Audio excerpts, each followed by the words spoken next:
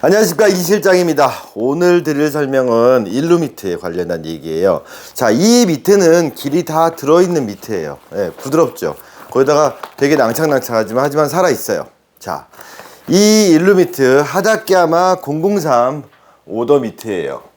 자, 이 미트가 사실은 저한테 이제 총 3번을 방문한 미트예요.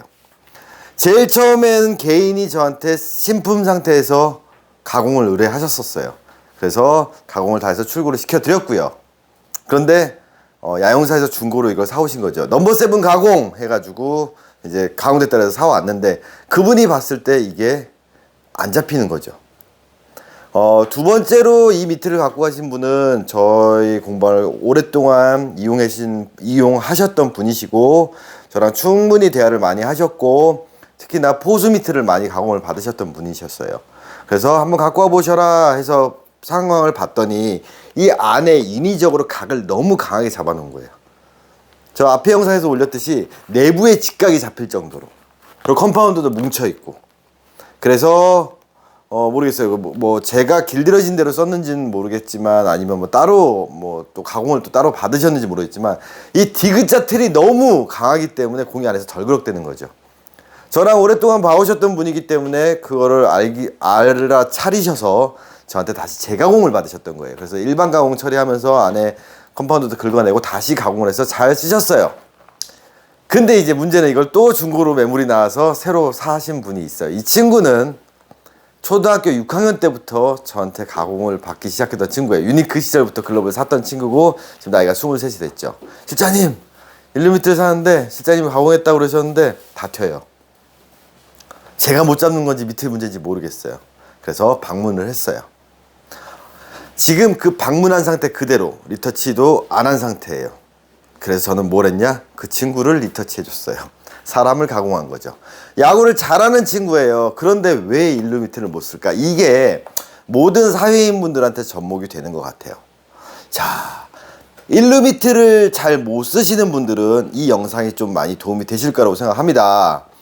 자, 일루미트 말 그대로 미트예요. 예, 글러브가 아니라는 거죠. 근데 대부분 사람들은 글러브로 접근을 한다라는 거죠. 특히나 제가 전에 말씀드렸지만 저희 상담 순서가 야수, 포수, 일루미트를 갖고 오시면 상담 순서가 야수 글러브, 그 다음에 포수 미트, 마지막이 일루미트라고 말씀드렸어요. 즉 일루미트가 제일 어려워요.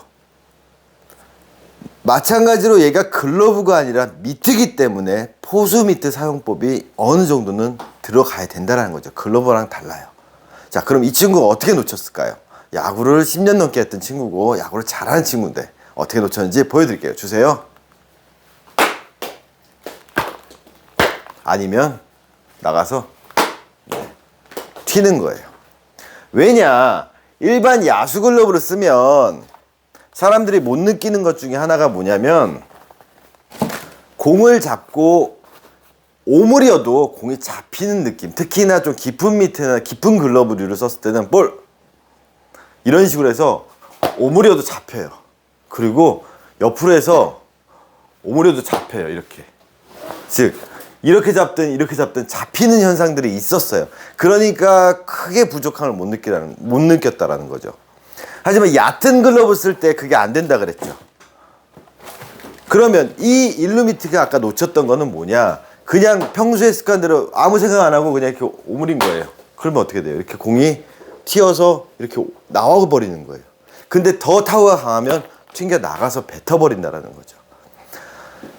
이 글러브를 갖고 온 친구는 제가 미트 얘기를 안 하고 저는 그래서 이 미트를 가지고 잡으면 어떻게 되냐? 똑같은 상태인데 이렇게 딱 잡고 저는 안 튀고 잘 잡혀요.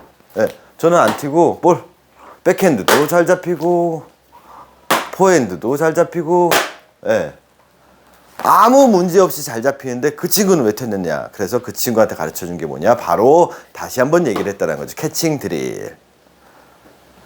인체의 신비 이후에 가장 중요한 게 제가 뭐라 했죠? 캐칭 드릴. 그때 중요한 포인트 뭐죠? 롤링.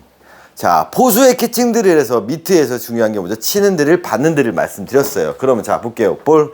그럼 내가 치는 드릴. 저 어떻게 된다 그랬죠? 팔뚝의 회전. 우리가 정면을 보면 주먹이 나오면 이렇게 나오고 정면을 보면 이렇게 나온다 그랬죠.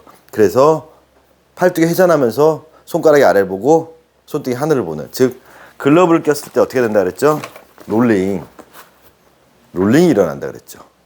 그러면 팔꿈치가 접혀서 팔이 옆에 붙었을 때 어떻게 된다 그랬죠? 우리가 방망이를 치면 돌지만 팔이 못 움직일 때는 돌리기라도 해야 된다 그랬죠. 그래서 제가 저번 영상에 올렸어요.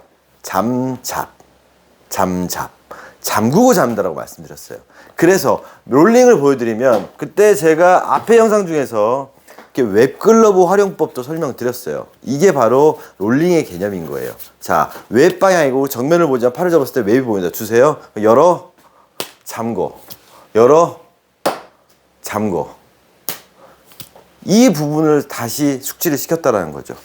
그 친구는 포수도 봤던 친구고, 주로 투수를 보지만 포수도 봤던 친구이기 때문에, 내가 보면, 자, 치는 드릴 갑니다. 줘. 다시. 자, 친다 갑니다. 친다. 다시 좀 더 낮게. 자, 친다. 그렇죠. 돌죠. 그럼 받는다 뭐죠? 낮게 받는다. 롤링. 이 부분이 일루미트에도 접목이 되어야만 된다는 거죠. 그게 야수 글러브를 쓸 때도 마찬가지였다는 거. 사실은 얘가 롤링이 안 들어가고 이렇게 오므려 담았지만 정확하게 잡는다면, 우리가 프로야구 선수들 보면 알죠? 어떻게 돼요? 타. 옆으로 치면 어떻게 돼요? 옆으로 쏴. 다 본다고요. 다 롤링이 들어가는 동작들. 그거를 과하지 않게 된다면, 자, 볼게요. 열어서 잠근다. 갖고 온다. 앞에 영상에 올린 제 영상에 나온 내용이 바로 그거예요. 공을 캐치볼을 할 때, 공을 캐칭을 할 때 잡아서 옮기는 것까지. 그래서 롤링, 잠그고 잡고 옮기고, 잠잡 옮기고. 그래서 박수치기 한다 옮기고. 이 롤링 개념이 평소에 글러브를 쓰실 때 숙련이 돼 있으신 분들이라면, 그걸 똑같이 일루미트에 접목시키면, 우리가 일루미트도 그냥 오는 타이밍에 오므리는 게 아니라 롤링을 이용해서 물어주는 연습을 하셔야 된다는 거죠. 그래서 포수 밑에도 똑같아요. 제가 말씀드렸듯이 손바닥 보고 때리고 오므리는, 이랬을 때 튀어나오거든요. 그렇지 않은 글러브들이, 글러브나 미트들 대부분 인위적으로 각을 잡아서 이렇게 딱 만드는 거. 딱딱딱딱. 손바닥 쳐다보고 나서 공을 잡았을 때 딱딱딱딱 만나는. 네. 이런 동작을 해놓은 게 실제로 날아오는 공을 잡으면 되려 이렇게 튀어나가는 방해 요소가 된다는 거예요. 여기에 걸려있어요, 여기. 예. 그 동작은 전혀 실제로 미트를 사용할 때 쓰는 동작이 아니라는 거죠. 실제로 봤을 때 포핸드, 백핸드 제가 다 설명드렸어요. 그러면 글러브 앞을 본다. 그럼 어떻게 돼요? 지면과 내 손가락 수평이 된다. 이게 아니라 수평이 된다. 이 상태에서 우리가 이렇게 오므리지 않아요. 그럼 어떻게 된다? 공발바닥, 소발바닥. 치는 드릴, 받는 드릴. 두 개가 된다는 거죠. 친다. 그럼 갈게요. 치는 거고요. 다시 친다. 치는 거고요. 받는다. 그러면 어떻게 될까? 붙었다. 받는다. 감는 거고요. 대부분 사람들이 백핸드의 약점이 벌렸다가 오므리면서 이렇게 튀어나가는 거예요. 이해가 가시나요? 그런데 여기서 한 가지 더 있다라는 거예요. 앞에 영상에서 제가 말씀드렸어요. 포핸드가 쉽냐, 백핸드가 쉽냐. 그 영상 번호는 제가 상세 정보에도 올려놓을게요, 다. 자, 우리가 처음 배울 때 포핸드, 백핸드 이걸 배웠다 그랬죠. 맞잖아요. 이건 다 아실 거예요. 손끝이 앞을 본 상태에서 포핸드, 백핸드, 포핸드, 백핸드 다 알아요. 그런데 그 영상에서 제가 무슨 말씀을 드렸냐면, 왼쪽 어깨에 팔이 붙어 있다는 거죠. 절대로 팔이 몸 중심에서 시작되지 않아요.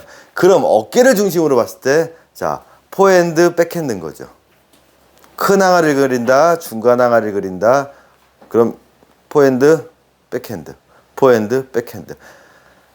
우리가 처음에 캐치볼에 대한 제가 정의를 말씀드릴 때, 가슴 앞에서 두 손으로 반다 했을 때 어깨 넓이보다 좀 더 넓게 올려 수그리고 정면을 잡는 연습을 했죠. 실제로 우리가 살아있는 캐치볼, 즉 몸이 움직이는 캐치볼을 하면 오른발, 왼발 이런 식으로 자세가 나온다는 거죠. 몸이 틀어지게 돼 있어요. 처음부터 기다리는 게 아니라 정면을 보고 있어도 나가면 옆으로 되게 돼 있어요. 그런데 똑같은 게 뭐냐면, 일루수도 이러고 받지 않아요. 베이스를 찾아서 잡고 나가면 어떻게 됐죠? 측면으로 쓴다는 거죠. 그럼 측면으로 섰을 때, 내가 정면으로 서서 포핸드겠지만 측면으로 쓰는 순간 바로 뭐냐? 백핸드가 되는 거예요. 그래서 백핸드 캐치가 이루어지는 게 돼야 된다는 거죠. 숏바운드 잡을 때 일루수는 뭐다? 대부분 백핸드 캐치가 일어난다 그랬죠. 우리가 포핸드 캐치 잡는 거는 왼발을 열어서 잡으면 되기 때문에 거의 여기서 일어나는 백핸드 캐치가 일어난다고 말씀드렸어요. 포핸드 캐치는 정말 빠지는 타구가 아닌 이상은 거의 일어나지가 않아요. 그럼 날라오는 공을 잡을 때도 우리는 어떻게 옆으로 섰을 경우에는 자, 포핸드, 백핸드 보세요. 다 백핸드예요. 그럼 백핸드로 잡을 때 우리가 오므려요? 아니죠. 롤링. 우리 방망이 칠 때 어떻게 하죠? 옆으로 간다, 치면 돌죠. 똑같은 개념으로 내가 친다, 네. 어떻게 돼요? 롤링, 팔뚝 회전이 일어나면서 가야 되는데 대부분 어떻게 하죠? 벌려서 논다는 거죠. 이게 더 세게 오면 더 벌리면 떨구는 일이 생기는 거죠. 근데 똑같은 개념으로 백을 이렇게 하고 있는 거예요, 사람들이. 손목을 제낀 상태에서 똑같이 제껴요. 그럼 줘요. 그래서 오므려야 돼. 그럼 이렇게 되는 거예요. 왜? 이거를 하고 있었으니까. 백을 해도 오므려야 되는 거거든요. 어떻게든. 사실은 공은 손으로 잡는 게 아니라 팔뚝의 회전으로 잡는다고 말씀드렸죠. 그럼 친다 그러면 어떻게 될까요? 친다. 나가서 감는 거고.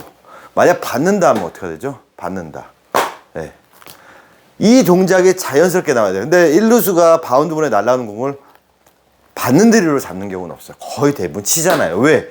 송구거리를 짧게 만들어야 돼요. 그냥 나가서 줘. 네, 나가서 내가 잡으면 낮게 나가서 잡으면 이렇게 잡는 거예요. 그래서 백핸드 캐치 드릴이 팔뚝의 회전 롤링이 정말 중요한 역할이 되는 거죠. 이 친구한테 이 설명을 줬어요. 처음엔 뭘 했냐? 맨손으로 열어 잠궈 주세요. 열어 잠궈 이걸 시켰고요. 다음에 측면으로 서서 열어 잠궈. 그 다음에 하게 시킨 게 뭐냐? 그 친구한테 이런 야수 글러브를 끼고 똑같이 열어 잠궈 열어 잠궈. 원래대로라면 더 한 단계 가려면 여기는 지금 없네. 트레이닝 글러브를 끼고 했으면 더 좋은 효과가 났을 거예요. 지금 트레이닝 글러브를 딴 데 옮겨놔가지고. 트레이닝 글러브 어딨죠? 이거 말고 알티스 트레이닝 글러브가 어디 갔나?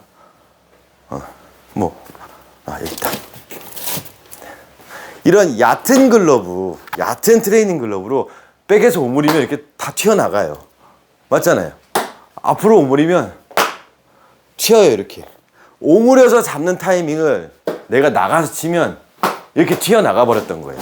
그럼 어떻게 되죠? 나가서 치더라도 어떻게 된다? 나가서 롤링, 나가서 롤링 이렇게 잡으면 되는데 이걸 벌려서 오므리려고 치면, 나가서 치면 공이 잡혀도 불안하게 걸려 있거나 아니면 떨구는 둘 중에 하나. 엄청 경직된 자세가 된다라는 거죠. 그래서 그 친구가 두 번째로는 글러브를 끼게 하고 했어요. 그 다음에 3단계를 뭘 시켰냐? 미트잖아요. 너는 1루 미트 꼈다는 생각을 하지 마. 너는 지금부터 포수 미트를 꼈다고 생각해. 그래서 앉아서 볼. 포수. 그 친구는 포수 미트도 가공받았고 미트를 썼다 그랬잖아요. 포수 보는 연습. 치는 드릴. 자, 간다. 스트라이크. 받는 드릴 뭐죠? 간다. 스트라이크. 똑같이 미트 이걸 끼고 스트라이크. 바깥쪽 나왔다? 그럼 어떡하죠?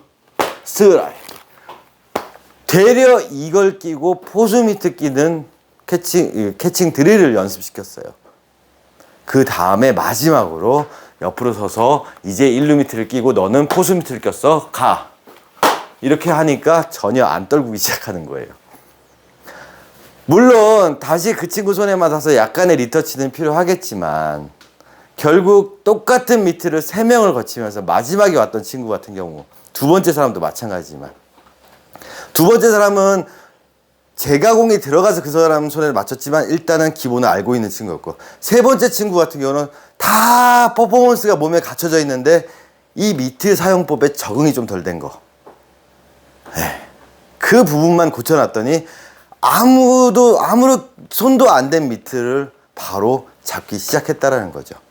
그래서 일루수를 보시는 분들, 팀에서 일루를 못 보는 친구가 있는 그 분들, 아니면 우리 팀 일루수를 좀 정말 좀 손가 좋아졌으면 좋겠다 싶으시다면 이 영상을 꼭 이 일루수 분들한테 꼭 알려주시기 바래요.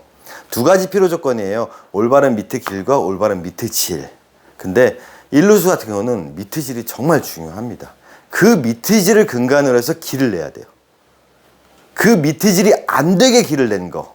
이렇게 쳐가지고 오므려서 끝이 딱딱딱 만나고 안에서 이 직각으로 막 틀을 내서 이렇게 만드는 미트를 쓰면 이 백핸드 롤링이나 캐칭 드릴을 사용한다라든가 아니면 이 팔뚝의 회전으로 공을 잡는 행동을 했을 때 다 덜그럭 튀는 일이 생기죠. 그러니까 더 어떻게 경직되게 잡힌다라는 거죠.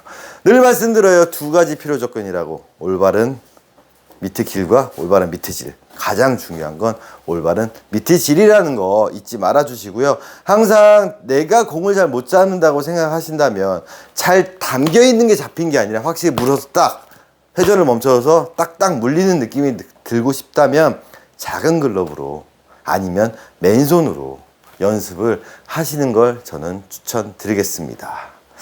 재밌는 일이죠. 같은 미트가 이렇게 사람에 따라 달라질 수 있다는 거. 그리고 사람들이 글러브 사용법에 따라서도 충분히 잘 쓸 수 있는 미트였는데 적응을 못해서 자꾸 뱉어냈다라는 거. 네, 그래서 글러브는 참 어려운 것 같습니다. 아무튼 일루미트 잘 사용하는 법 주변에서 잘 설명 좀 해주시고요. 본인이 일루수를 보신다면 더더군다나 이 영상을 꼭 봐주시길 바라겠습니다. 그래서 조작력보다는 각이 먼저다라는 거 항상 엄연히 얘도 미트라는 거 글로브가 아니라 잊지 말아주시기 바라겠습니다. 이상 넘버7이었습니다. 감사합니다.